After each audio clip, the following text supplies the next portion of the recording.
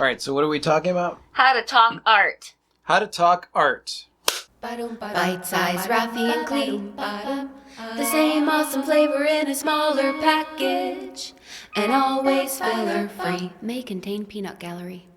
Hola, you amazing artists. We did a video on talking art. And this is an expansion based on an awesome question that we got. Well, sweet. Let's hear it. Our question comes from Tracy Jean. Hi, Tracy. Hey, Tracy. Tracy's website is artsofthebay.com or on Instagram at art_obsess. Tracy watches our YouTube vids and follows our blog. Awesome. So Tracy says, I'm not sure how I found you, except to say that I believe you were sent to me during a horrible bout of translation. I suck, this suck, everything sucks. We get it. Yeah, we get that. I've been a full-time artist for 15 years now. I recently viewed your videos on how to talk art, not to talk art, shy, socially awkward, etc. The only thing you didn't cover, which has me vexed since I started showing some 30 years ago, is every stinking time everyone feels compelled to ask, so what inspires you? No. I mean, tell me what inspires you for each individual piece. Where do you get your inspiration from? This is when I usually take Clee's advice and run.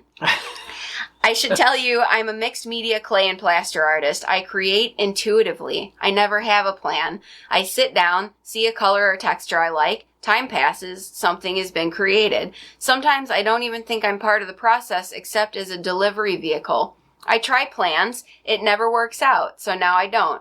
So you can see where I run into trouble with that. There's some expletives here. Question. Right. Any suggestions that would help me stop looking like a blathering idiot who can't command the English language would be greatly appreciated. I've been looking that way for a very long time. The struggle is real. The struggle is real. The struggle is real. Tracy, this is a great question, and I particularly love your question because... wait for it. You answered your question in a beautifully succinct way that has great command over the English language, in my opinion. Yes. Which is, your process is completely intuitive. You don't have a plan. You put your hands in the clay, quite literally.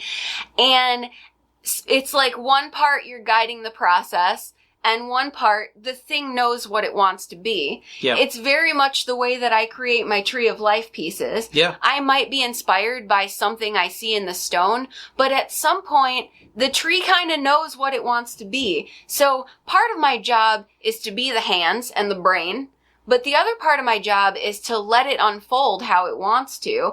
And I don't think you owe anyone any more complicated of an explanation than that. You might think that you need to answer it in a way that makes sense to the person that's asking the question. And in great lengthy detail. Right. And really, when it, the best explanation for me, if I were to break it down to the bare basics, is I am a brainless body that is creating what the canvas wants me to create. That's essentially it. A lot of times I'm not thinking about a thought process.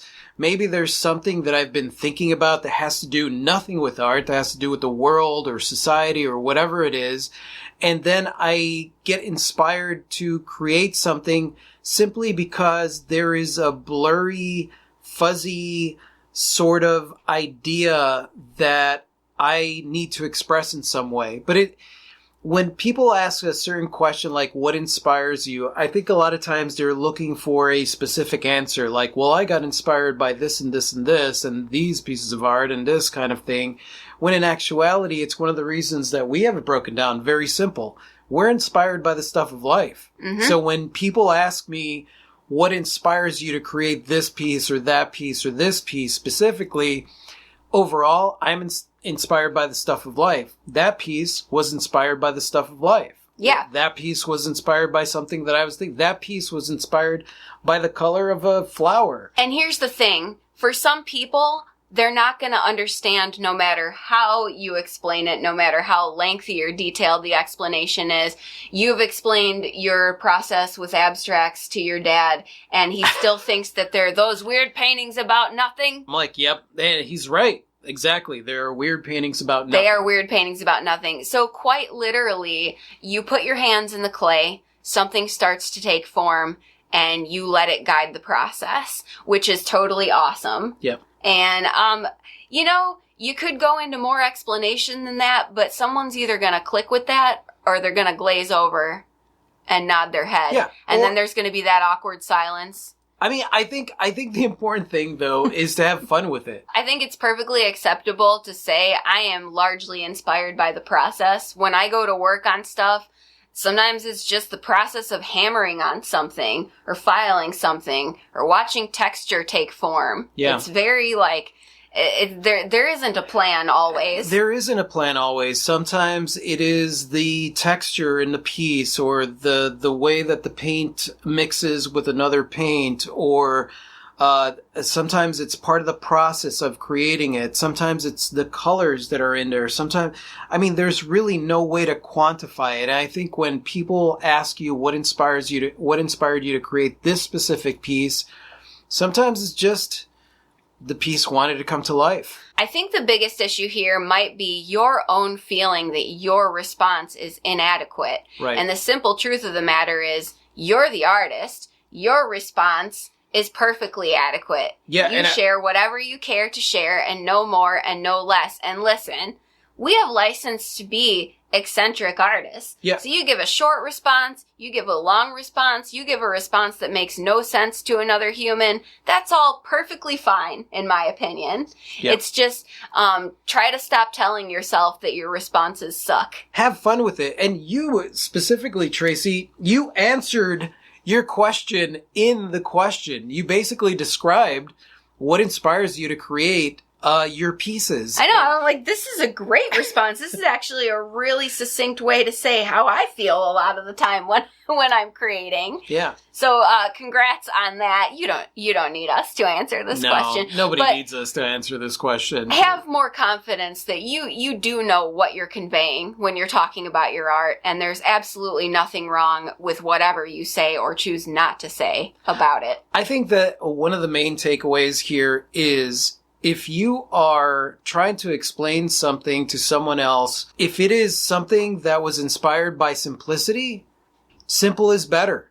Yeah. You don't need to write a lengthy artist statement. Absolutely. And I think what you're saying is, don't do any of that explanation for other humans, because then how you feel about it is going to be based on their response to you, and then you're getting yourself on a roller coaster that you don't want to be on. Yeah. Because if they have a bad reaction, then you're here. If it's a good reaction, then you're here. And so do it for you. And if you do write or say an over-explainy thing because that's how you're feeling in the moment, that's perfectly fine too. Just don't feel like you have to. Thank you, Tracy, for this awesome question and for answering it for us.